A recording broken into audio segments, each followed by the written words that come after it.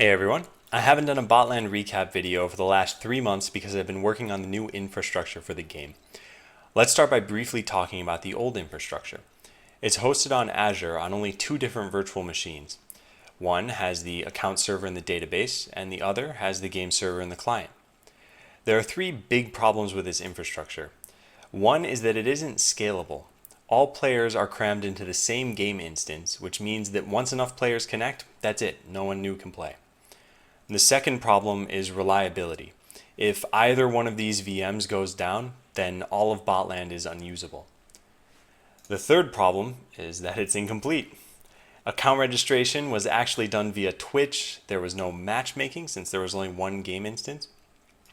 The new infrastructure addresses all of these problems. Here's what it looks like. Each box represents a logical group, not an individual machine.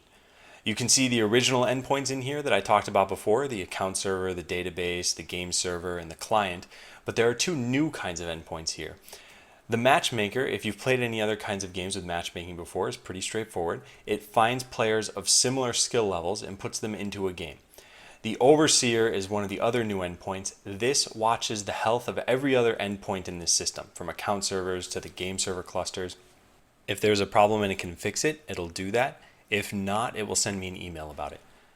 As far as scalability goes, game servers can be provisioned on the fly so that many players can be accommodated without having to fit into a single game.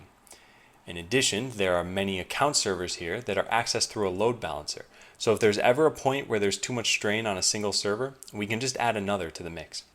As for reliability, there is no longer a single point of failure. If you were to cut out this master overseer and the master matchmaker, both of the failovers would kick in and Botland would still be up and running. As for features, as you'd expect with any standalone game or application, you can now register through Botland itself. Passwords are salted and hashed in the database, so they can no longer be sent to you in plain text. Also, as I mentioned earlier, matchmaking is working. This was just intended as an overview of the infrastructure.